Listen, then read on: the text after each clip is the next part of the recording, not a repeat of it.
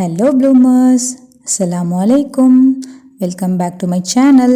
நம்ம இன்றைக்கி என்ன அந்த வீடியோவில் பார்க்க போகிறோன்னா, நம்ம இப்போ ட்ரெண்டிங்கில் இருக்கிற ப்ரௌனி தான் பார்க்க போகிறோம். ஃபஸ்ட்டு எடுத்தோன்னா நம்ம நிறையலாம் செய்ய வேணாங்க, அதுக்குள்ளே இன்க்ரீடியன்ஸ்லாம் கொஞ்சம் காஸ்ட்லியாகவே இருக்குது. அதனால நம்ம ஃபஸ்ட்டு 1/4 kg மட்டும் செஞ்சு பார்ப்போம். அதுக்குள்ளே மெஷர்மெண்ட் தான் இப்போ நான் சொல்கிறேன். நீங்கள் அந்த மெஷர்மெண்ட்டில் எடுத்துக்கிட்டிங்கன்னா 1/4 கிலோ ப்ளஸ் ஆர் மைனஸ் வரும். ஸோ நம்ம இதுலேயே ஃபஸ்ட்டு செஞ்சு பார்க்கலாம். ட்ரெண்டாக உள்ளதை ட்ரை பண்ணுறோம். கொஞ்சம் பயமாக தான் இருக்குது, எப்படி வருதுன்னு தெரியல. வாங்க, இருந்தாலும் நம்ம ட்ரை பண்ணி பார்க்கலாம். நம்ம மேலே உள்ள கான்ஃபிடென்ஸ் நமக்கு இப்போ குறையக்கூடாது இல்லையா? வாங்க நம்ம ட்ரை பண்ணி பார்க்கலாம். கண்டிப்பாக நல்லா வரும்னு நம்புவோம். ஃபஸ்ட்டு இதில் இன்க்ரீடியன்ஸ்லாம் என்னென்னு பார்த்துடலாம். ஃபஸ்ட்டு ஒரு மெஷரிங் ஸ்கேல் எடுத்துக்கோங்க. அதாவது நம்ம குக்கிங்க்கு யூஸ் பண்ணுற மெஷரிங் ஸ்கேல் எடுத்துக்கிட்டு ஒரு இன்க்ரீடியன்ஸாக நம்ம வந்து அளந்து சலிச்சு வச்சுக்கலாம் கிராம் வைஸாக. இதில் ஃபஸ்ட்டு நம்ம 2 வகையான சுகர்ஸ் ஆட் பண்ண போகிறோம். ஒன்று வந்து நம்ம நார்மலாக யூஸ் பண்ணுற சுகர் ஒன்று, இன்னொன்று வந்து ப்ரௌன் சுகர் ஒன்று ஆட் பண்ண போகிறோம். அதாவது நாட்டு சக்கரை ஆட் பண்ண போகிறோம். ரெண்டுமே ஈக்குவல் குவான்டிட்டி எடுத்துக்கோங்க.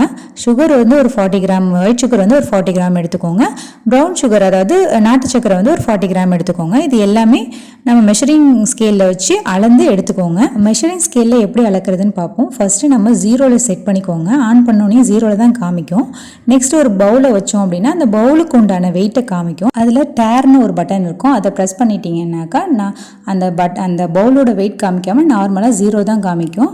நம்ம அதில் ஒரு இன்க்ரீடியன்ஸாக போட்டு நம்ம மெஷர் பண்ணி தனித்தனியாக எடுத்து வச்சுக்கலாம். அதே போல் நீங்கள் ஒரு தடவை மெஷர் பண்ணுறதுக்கு எம்டி பவுலில் வச்சோன்னுமே அதை பவுலோட வெயிட்டை காமிக்கும். அதனால நீங்கள் ஒரு தடையும் டேர் பட்டனை யூஸ் பண்ணி அதை 0ல் கொண்டு வந்துட்டு அதுக்கப்புறமா நீங்கள் என்னென்ன இன்க்ரீடியன்ஸ் யூஸ் பண்ணி மெஷர் பண்ண போகிறீங்களோ அதை போட்டு மெஷர் பண்ணிக்கோங்க. ஃபஸ்ட்டு நம்ம சுகரை வந்து ஒரு 40 கிராம் அளந்து எடுத்துக்கலாம். இதுலேருந்து நம்மள்ட்ட வந்து பவுடர் சுகர் இல்லைனாக்கா அந்த கொஞ்சமாக ஒரு குவான்டிட்டியில் சுகர் எடுத்துக்கிட்டு அதை வந்து நம்ம பிளெண்ட் பண்ணி, அதாவது மிக்சியில் போட்டு நல்லா அரைச்சி நம்ம எடுத்துக்கிட்டு அந்த பவுட்ரு பண்ண சுகர் வந்து நமக்கு வந்து 40 கிராம்ஸ் வேணும்.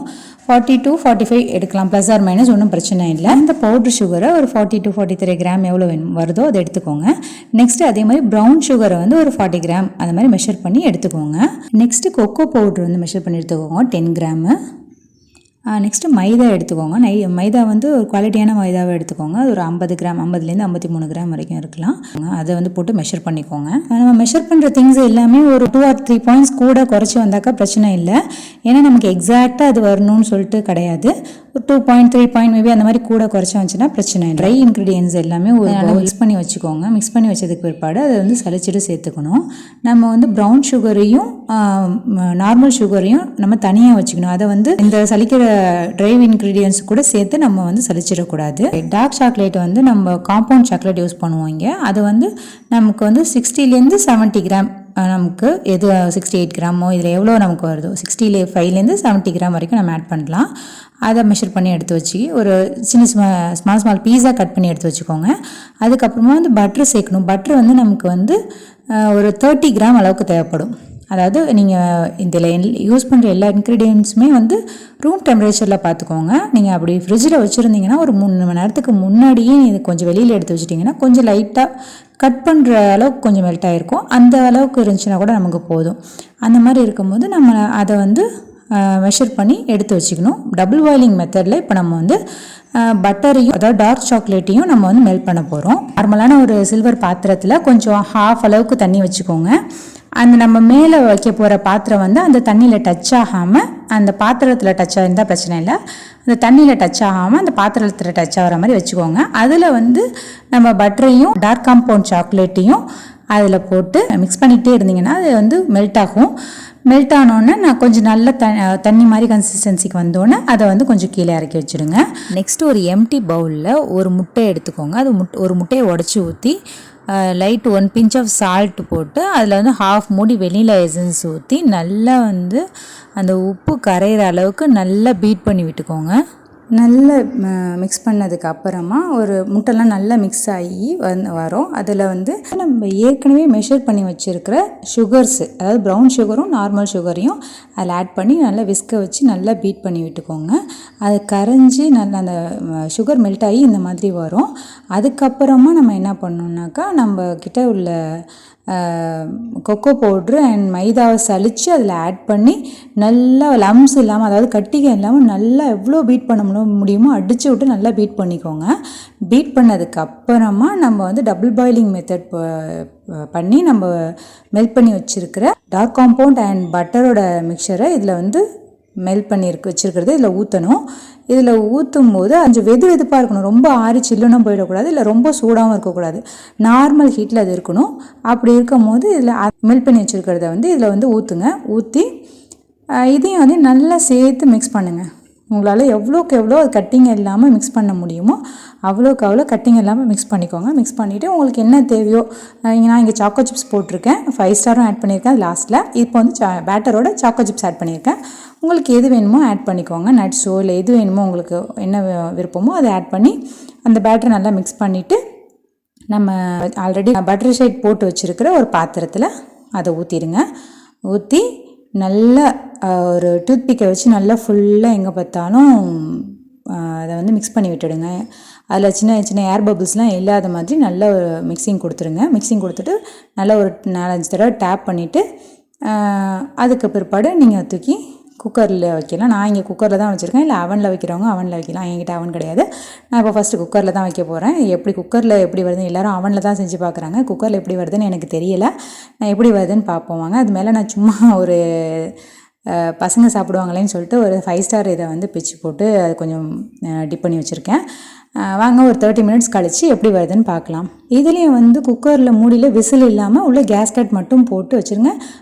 அண்ட் முக்கியமான ஒரு இது என்னன்னாக்கா, நம்ம இங்கே பேட்டரி ரெடி பண்ணிகிட்டு இருக்கும் போது ஒரு 10 நிமிஷத்துக்குள்ள அந்த குக்கரை வந்து ஹீட் பண்ணி வச்சுக்கோங்க. உள்ளே உப்பு போட்டு அது மேலே ஸ்டாண்டு வச்சு அதை மூடி வச்சு ஒரு 10 மினிட்ஸ் ப்ரீ ஹீட் பண்ணி வச்சுக்கோங்க. வச்சதுக்கப்புறம் அந்த ஹீட் உள்ள குக்கரை தான் திறந்து நம்ம இந்த பேட்டரி தூக்கி உள்ளே வச்சு 30 மினிட்ஸ் வந்து வேக வைக்கணும். நான் 30 மினிட்ஸில் பார்த்தேன். அது வந்து எனக்கு கொஞ்சம் ரொம்ப மாவாக இருந்திருந்தது. எக்ஸ்ட்ரா ஒரு 5 to 8 மினிட்ஸ் வச்சேன். அது நல்லா நார்மலாக வந்து நல்ல கிரிங்கிள்ஸ் மேலே நம்ம அவனில் செஞ்சால் எப்படி இருக்குமோ அதே மாதிரி கைஸ், நான் நான் வந்து நம்பவே இல்லை.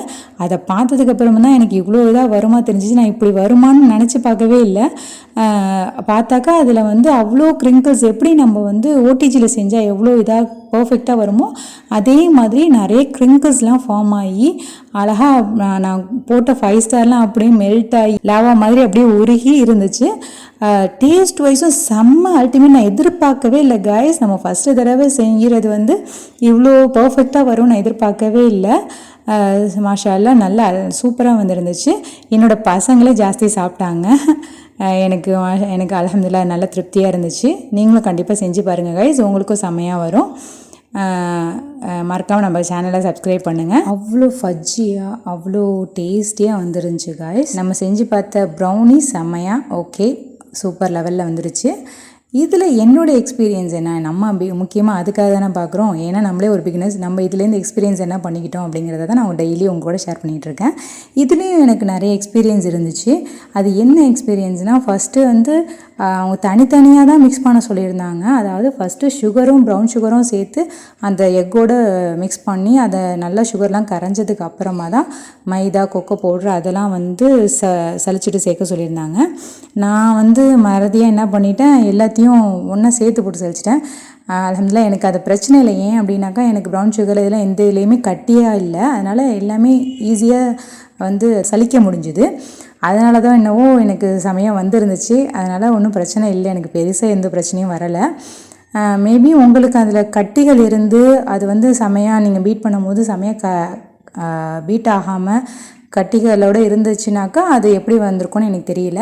எனக்கு அந்த மாதிரி கட்டிகள் வரல. இன்னொன்று நான் என்ன எக்ஸ்பீரியன்ஸ் பண்ணேன்னா, அதை தனித்தனியாக மிக்ஸ் பண்ணும்போது சுகர் மெல்ட் ஆகி கொஞ்சம் நமக்கு லிக்விட் கன்சிஸ்டன்சிக்கு வந்திருக்கும். ஆனால் இதை நான் எல்லாத்தையும் ஒன்றா மிக்ஸ் பண்ணும் போது என்னால் விஸ்கை வந்து ரொட்டேட் பண்ணவே முடியல. அவ்வளோ ஹார்டாக இருந்துச்சு. நான் கஷ்டப்பட்டு தான் நான் பாத்திரமே வளைய ஆரம்பிச்சிருச்சு. அந்த மாதிரி ரொம்ப கஷ்டமாக இருந்துச்சு. அதை நான் கையெல்லாம் நல்லா பிடிச்சிட்டு நான் நல்லா வேகமாக பீட் பண்ணி எனக்கு கையை வலி வந்துருச்சு. அந்த மாதிரி ஆகிடுச்சு. நல்லா பீட் பண்ணி நான் கட்டிகள் இல்லாமல் பீட் பண்ணிட்டேன். பண்ணதுக்கப்புறம் தான் அந்த மெல்ட் பண்ணி வச்ச டார்க் சாக்லேட்டையும் பட்டரையும் அதில் ஆட் பண்ணேன். அப்பயும் எல்லாமே சேர்த்து நல்லா மிக்ஸ் பண்ணேன். பேட்டர் நல்லா அவங்க காமிச்ச கன்சிஸ்டன்சிக்கு வந்துருந்துச்சு, வீடியோவில் காமிச்ச கன்சிஸ்டன்சிக்கு. அதுக்கப்புறம் தான் எனக்கு ஓரளவுக்கு சாட்டிஸ்ஃபையாக இருந்துச்சு, ஓகே ஏதோ வந்துடும் அப்படின்ட்டு. ஆனால் இவ்வளோ அழகாக வரும், இவ்வளோ பர்ஃபெக்டாக வரும்னு நான் எதிர்பார்க்கவே இல்லை, அவ்வளோ பர்ஃபெக்டாக வந்துருந்துச்சு. அப்புறம் இன்னொரு முக்கியமான விஷயம் என்ன அவங்க சொன்னாங்க அப்படின்னாக்கா, டூத்பிக் வச்சு குத்தி பார்க்கும்போது நம்ம கேக்ஸ்லாம் செய்யும் போது ஒன்றுமே ஒட்டாமல் வரும்ல, அந்த மாதிரி வரக்கூடாது. லைட்டாக ஒட்டியிருக்கணும், ரொம்ப மாவாக ஒட்டிடாமல் லைட்டாக ஒட்டி இருந்துச்சுன்னா உங்களுக்கு பர்ஃபெக்டாக வெந்துருந்துச்சுன்னு அர்த்தம் அப்படின்னு சொன்னாங்க. நான் 30 மினிட்ஸில் பார்க்கும்போது எனக்கு நிறையா சென்டரில் மாவு மாதிரி வந்துச்சு. நான் திருப்பி வந்து அதை க்ளோஸ் பண்ணி ஒரு 5 to 8 மினிட்ஸ் வச்சுட்டேன். அதுக்கப்புறமா பார்க்கும்போது அந்த மாதிரி லைட்டாக தான் ஒட்டுற மாதிரி வந்துச்சு. அப்போ தான் எனக்கு கரெக்டான பர்ஃபெக்டான ப்ரௌனி கிடச்சிது. இதுவும் நான் இதுலேருந்து கற்றுக்கிட்ட ஒரு எக்ஸ்பீரியன்ஸ் தான். நெக்ஸ்ட்டு இந்த பட்டர் ஷீட்டை இந்த ரவுண்ட் ஷேப்பில் கொண்டு வரதுக்காட்டி நான் பட்ட பாடு இருக்கே, அப்போ ஷேப்பில் கூட வச்சிடலாம் போல். இந்த ரவுண்ட் ஷேப்பில் வைக்கிறதுக்காட்டி அவ்வளோ சுருக்கமாக அப்படி இப்படி வந்துச்சு. அது பாருங்களேன் எவ்வளோ பேப்பர்ஸ் வெட்டி போட்டு வச்சுருக்கேன்னு, அப்படி இப்படின்னு வெட்டி தான் நான் இந்த மாதிரி ஆக்கியிருக்கேன். உங்களுக்கு எப்படி பட்டர் ஷீட் போடுறதுன்னு உங்களுக்கும் தெரியலன்னா சொல்லுங்கள், நான் ட்ரிக்கு கண்டுபிடிச்சி வச்சுருக்கேன், நான் அதை உங்களுக்கு சொல்கிறேன். உங்களுக்கு தேவைன்னாக்கா கமெண்ட்டில் கேளுங்க, நான் சொல்கிறேன். தேங்க்யூ கைஸ், தேங்க்ஸ் ஃபார் வாட்சிங்.